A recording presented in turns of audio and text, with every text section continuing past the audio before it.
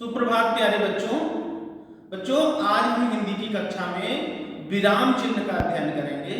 विराम चिन्ह आप हिंदी भाषा पढ़ते समय विराम चिन्हों का प्रयोग आपने बहुत बार किया भी है और उसको आप अपनी कॉपी में लिखते समय, वाक्य को लिखते समय भी लगाते हैं। तो विराम चिन्ह किसे कहा जाता है और इसका प्रयोग क्यों किया जाता है, इसको आज हम जानेंगे। विराम चिन्ह का हिंदी भाषा में बहुत महत्वपूर्ण स्थान है। अगर हम किसी बात को पढ़ रहे हैं, किसी बात को लिख रहे हैं, किसी वाक्य को, और उसको उस वाक्य के अर्थ को अच्छी तरह से अगर आपको समझना है या समझाना है तो विराम चिन्ह अत्यंत आवश्यक हो जाता है। वहां पर विराम चिन्ह का सही प्रयोग और सही विराम चिन्ह लगाना ये बहुत आवश्यक हो जाता है। तो विराम चिन्ह हम आज जानेंगे। विराम चिन्ह कहते किसको हैं?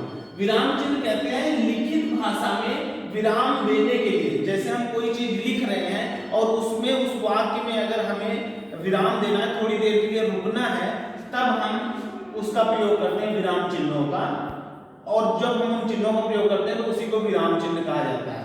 अगर हम एक वाक्य लिख रहे हैं और बड़ी देर तक हम उसमें कोई विराम चिन्ह न लगाएं तो पढ़ने वाला उसको उतनी देर तक लगातार नहीं पढ़ सकता, इसलिए उसमें विराम चिन्ह लगते हैं, अलग अलग तरह के विराम चिन्ह, और भावों को प्रकट करने के लिए भी।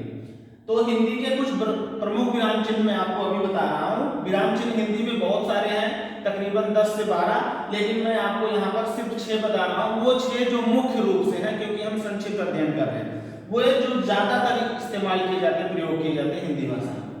विराम चिन्ह और उसके चिन्ह।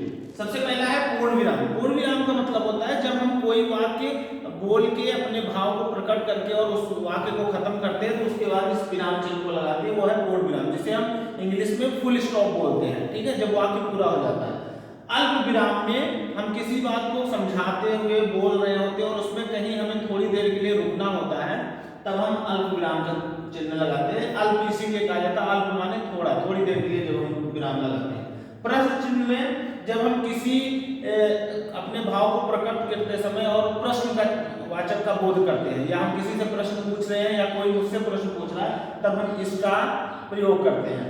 उद्धरण चिन्ह में हम किसी भी महापुरुष के किसी के वाक्य को, किसी के द्वारा बोली गई बात को ज्यों का त्यों जब हम लिखते हैं तो हम उद्धरण चिन्ह का प्रयोग करते हैं। किसी के द्वारा बोले गए, जैसे सुभाष चंद्र बोस ने बोला था, तुम मुझे खून दो, मैं तुम्हें आजादी दूंगा। तो उस वाक्य को अगर हमें ज्यों का त्यों लिखना है तो हम इस उद्धरण चिन्ह का प्रयोग करते हैं।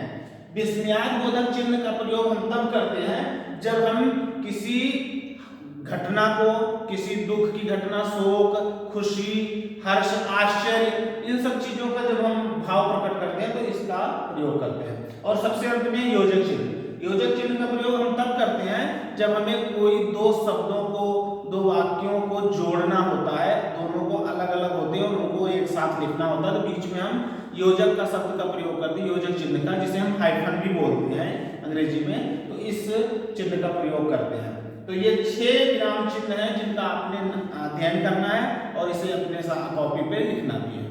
धन्यवाद।